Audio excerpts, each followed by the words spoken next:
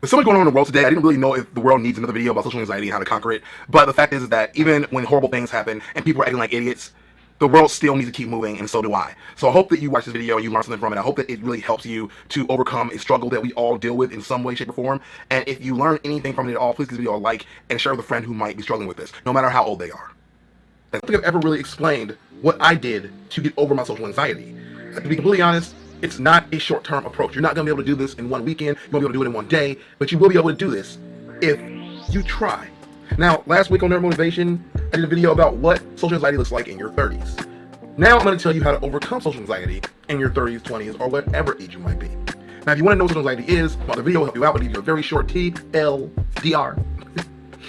Essentially, social anxiety is being deathly afraid or anxious around social situations, not being able to perform, not being able to get out of your own head, not being able to focus on the right things. And that's why the first thing I will tell you is it's a two-pronged approach. And they sound like they contradict each other, but they don't. They don't. You have to focus on yourself as well as focus on other people. Social anxiety is simply reframing your thoughts.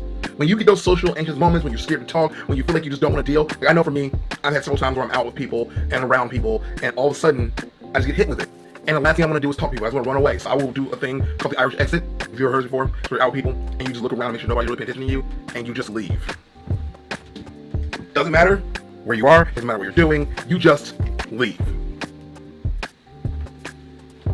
Some people think that it's kind of rude.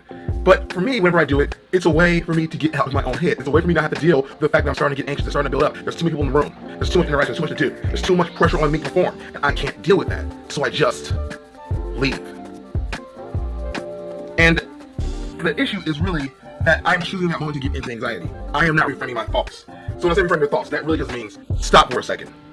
Breathe. You gotta breathe hard. Breathe. Maybe not loud, people might think I'm wrong. Go to the bathroom. Go do it somewhere private for a second and just breathe. Okay. Remind yourself that no one in that room wants to see you fail. No one in that room or no one that you interact with wants to see you suck at talking. No one wants to see you and go, hey guys, sucked at life. No one's thinking that. There are some jerks who act that way in high school. There's some jerks who act that way even maybe later in life. But the reality is the majority of people in the world don't think that way, and those vocal minorities are still minorities nonetheless. So reframe your thinking to believe that those people don't actually even really care about what you're doing. Most people are focused on themselves constantly. How funny is their joke? What are they wearing? Do they look weird? They're not even really worried about what you're doing. When you reframe your thinking and remember that, everything starts to even out. You can look at people's body language. You can see it. Some people are fidgeting around with stuff. Some people are nervously like ha ha ha ha, laughing at a joke that wasn't even funny. Some people are literally like sitting there with their arms folded. That shows they're kind of defending themselves, they're being defensive.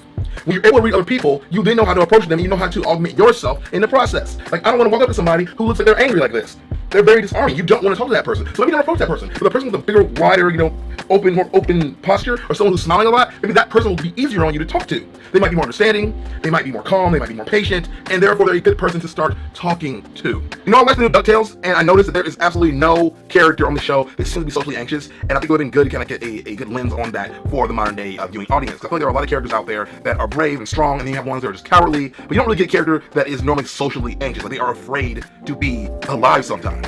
And at this age, me being 32, where's my Similac?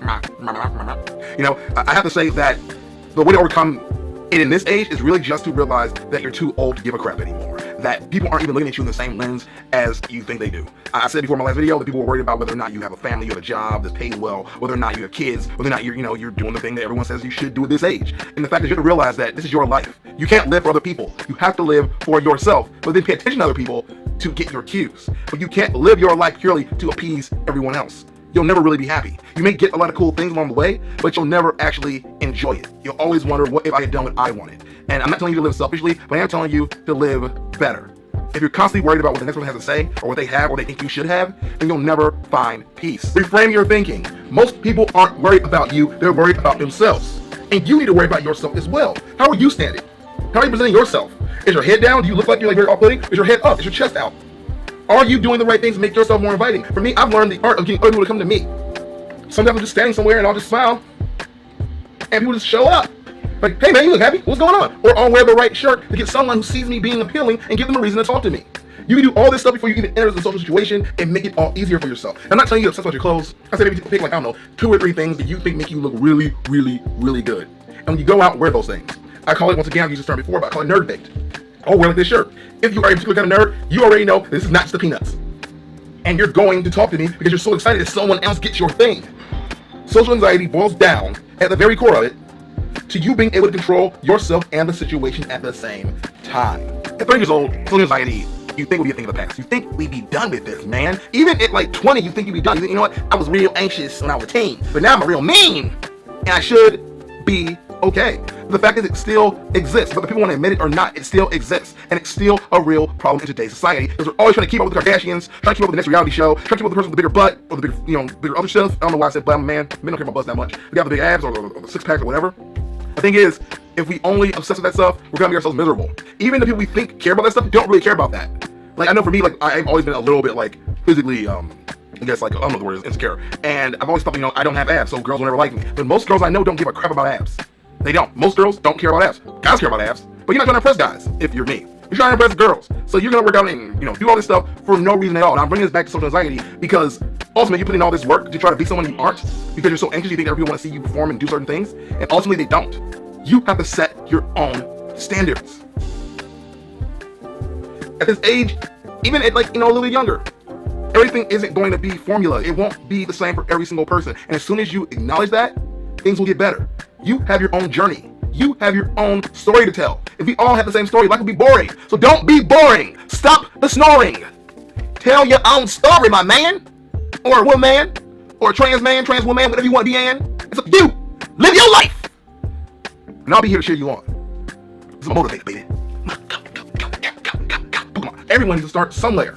You can do that. I really want to give you guys an antidote, some kind of show, some kind of fun thing here, but I don't have it. All I have is the core, real advice, and the things that help me. I told the story before. I'll tell a very short version of it. When I was in college, honestly, I was super self-conscious. I was super socially anxious, and I was just literally the least happy person on the planet. I had no confidence. I didn't believe in myself, not even a little bit. There was one girl who saw me, said, "You're really handsome," and after she said that, I was like, "What? Why would she think that? She's really pretty. She must see something I don't see." That started me on the journey to reframing my thoughts. If one person can see me as attractive, if one person can see me as worthwhile to talk to, if one person can see me as a good friend, if one person can see me in any positive light, that means there are other people in the world that can see that. There's not just one person who only sees that thing. One of the things most people around this age are really socially anxious about is dancing. I don't know why, because it's awesome. I learned a long time ago that I have no rhythm, but I have a whole lot of gumption, a whole lot of spunk, and that's ultimately what people think and confuse for good dancing. Some people have a natural rhythm, some people can pull off really cool moves, but at the end of the day, enthusiasm will win every time. And that is the same thing for any other type of social anxiousness. Stop caring what people think. Do not drink to get your social anxiousness to fade into the background. I'm just telling you right now, you won't ever get better. You'll always be in the shadow of the alcohol. I say that because I know a lot of friends and people who don't do certain things unless they drink too much. And it scares me because I feel like you go to conquer that stuff for yourself naturally. And then if you want to drink, go do that. But don't use it as a mask or a tool to control your life. The reason for that is because I have learned that at the end of the day, being open and willing to be myself is the most important thing you can do. Even when it's hard. Even when it's hard, you still do it. That's what she said. Remember, guys, focus on other people and focus on yourself. The body language matters for both you and the other people. Being able to read the situation will help you every single time. And being able to take advantage of the fact there are people out there that can talk to you and get you loosened up, and it's their job to do so. Being able to take on all of that will allow you to conquer and ultimately defeat social anxiety once and for all.